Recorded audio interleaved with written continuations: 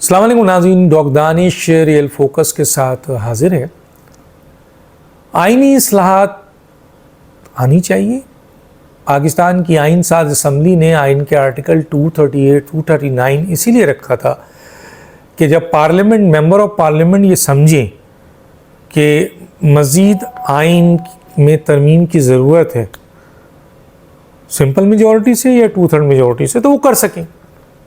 पाकिस्तान में कई आइनी तरमीम आ चुकी हैं। ये 26वीं आइनी तरमीम थी जो अभी आई है, 27वीं भी आ सकती है। इसमें कोई मुज़ायक़ा नहीं है, लेकिन जाहिर है कि आइनी तरमीम ऐसी होनी चाहिए जो पार्लियामेंट में जिसको पार्लियामेंट करने का इख्तियार रखता हो, पर्सन स्पेसिफिक ना हो, फंडामेंटल राइट्स के ख़िलाफ़ ना हो, बेसिक स्ट्रक्चर के ख़िलाफ़ ना हो, इस्लामिक प्रोविजन के ख़िलाफ़ ना हो, बाकी कर सकता हो, जैसे कि 26वीं आइनी तरमीम है। अब इस आइनी तरमीम के तहत एक आइनी बेंच बनना है। हमारा मुतालबा तो ये था कि एक आइनी अदालत अलग बनाई जाए, जो बहुत ज़रूरी थी। अब आइनी बेंच बनाने में कई शुकूक व शुबात भी सामने आ रहे हैं, सवालात भी आ रहे हैं। अब आइनी बेंच जो बनेगी वो इन्हीं सुप्रीम कोर्ट के जजेस से लिए जाएंगे लोग, और दूसरी तरफ ये है कि ये फैसला जुडिशल काउंसिल ऑफ पाकिस्तान करेगा, जिसको रिकॉन्स्टिट्यूट कर दिया पार्लियामेंट ने कि ये लोग इस काउंसिल का हिस्सा हैं, जो अक्सरियत की बुनियाद पर यह फैसला करेंगे कि कौन आइनी बेंच में शामिल होंगे और कौन आइनी बेंच का आपका हेड होगा। तो यह आइनी बेंच पाकिस्तान के अंदर जितने भी आइनी मुकदमात हैं, आइनी केसेस हैं, वो सुनेगा। सुप्रीम कोर्ट नहीं सुनेगा।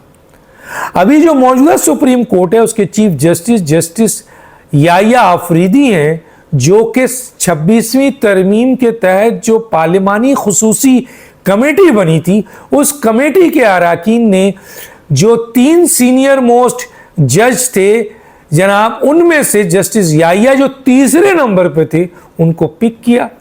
ये कानून बना है, कर सकते हैं, किया, और जस्टिस याहिया चीफ जस्टिस बने और वो आपके उन हलफ लिया और अब वो चीफ जस्टिस हैं। कुछ लोग जो यहाँ से खाली हैं और वो वकील भी हैं, वो ये कहते हैं कि हम 26वीं तरमीम को नहीं मानते, लेकिन जब जस्टिस याहिया आफरीदी से बात की जाती है तो वो ये कहते हैं कि हम मानते हैं। जब जस्टिस याहिया आफरीदी के एज ए चीफ जस्टिस बात की जाती है कि आप मानते हैं, तो वो कहते हैं हम मानते हैं। जिस 26वीं तरमीम की क्रिएशन से चीफ जस्टिस याहिया आफरीदी बने हैं, उन्हें तो माना जा रहा है, लेकिन 26वीं तरमीम को नहीं माना जा रहा है। तो आप सोचिए ज़रा, इनके दिमाग को आप क्या कहेंगे। अब आइए, कुछ लोग इस बात पे हैं कि जनाब आइनी बेंच में चीफ जस्टिस हेड बने या सीनियर मोस्ट हेड बने या जो दूसरे नंबर पर हैं हेड बने। हालांकि कई लोगों का ये कहना है कि जब तीसरे नंबर का चीफ जस्टिस आ चुका है तो उसके बाद सीनियर मोस्ट अमीनुद्दीन है, और ये जो 2 ऊपर बैठे हैं जस्टिस मंसूर और जस्टिस मुनीब, ये सुपरसीड हो चुके हैं, इन्हें चले जाना चाहिए, लेकिन ये नहीं जा रहे हैं। अगर ये नहीं भी जा रहे हैं तो चीफ जस्टिस के अंडर काम करने को तैयार हैं। फौज में ऐसा नहीं होता है, जैसे ही सुपरसीड होते हैं वो इस्तीफा दे देते हैं, चले जाते हैं, रिजाइन कर देते हैं। दुनिया में ऐसे ही होता है, लेकिन ये 2 जजेस नहीं जा रहे हैं, और ये 2 जजेस उस कमेटी में बैठने को तैयार हैं जिस कमेटी को छोड़ दिया था, जिस कमेटी को उन्होंने उठा के फेंक दिया था डस्टबिन में, और उसे कहते हैं प्रैक्टिस एंड प्रोसीजर कमेटी, जिस पे जस्टिस मंसूर ने बैठने से इनकार कर दिया। अब जस्टिस याहिया ने उन दोनों को दोबारा इस कमेटी का हिस्सा बना दिया है। ठीक है जी।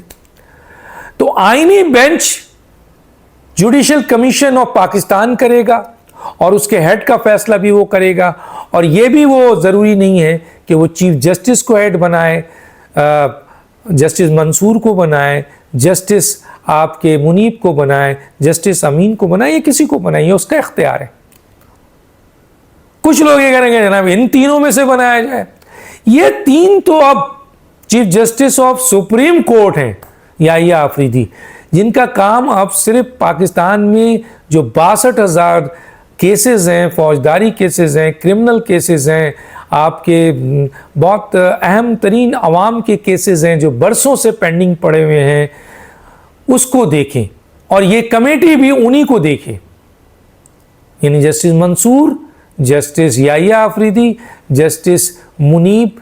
अब सुप्रीम कोर्ट में जो प्रैक्टिस एंड प्रोसीजर कमेटी है, उसका काम सिर्फ और सिर्फ जो फौजदारी मुकदमात हैं, जो आपके क्रिमिनल केसेस हैं, सिविल मैटर के केसेस हैं, जो अपील के लिए आए हुए हैं सुप्रीम कोर्ट, इस किस्म के केसेस वो देखें, 62,000 का लोड कम करें।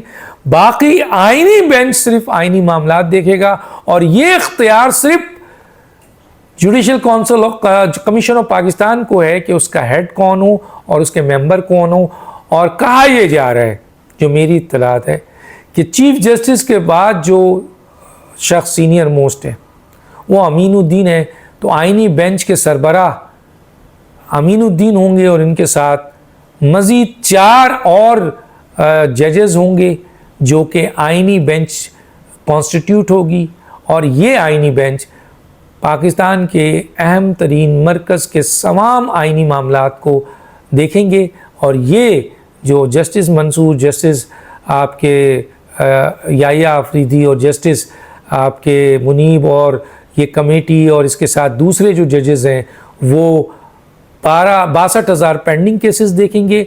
और ये भी एक कोशिश की जा रही है कि जब इन सुप्रीम कोर्ट के इन जजेस से आईनी बेंच के लिए जजेस निकाल दिए जाएंगे, क्योंकि ये बहुत बिजी कोर्ट हो जाएगी, तो फिर यहाँ पर मज़ीद जजेस को अपॉइंट किया जाए। और इस तरह से 17 जज चीफ जस्टिस के अंडर में सुप्रीम कोर्ट में होंगे, जो पाकिस्तान के अवाम के 62,000 केसेस जो कई सालों से पेंडिंग है उनको सुनेंगे। दानिश को याद दीजिए। अल्लाह हाफिज़।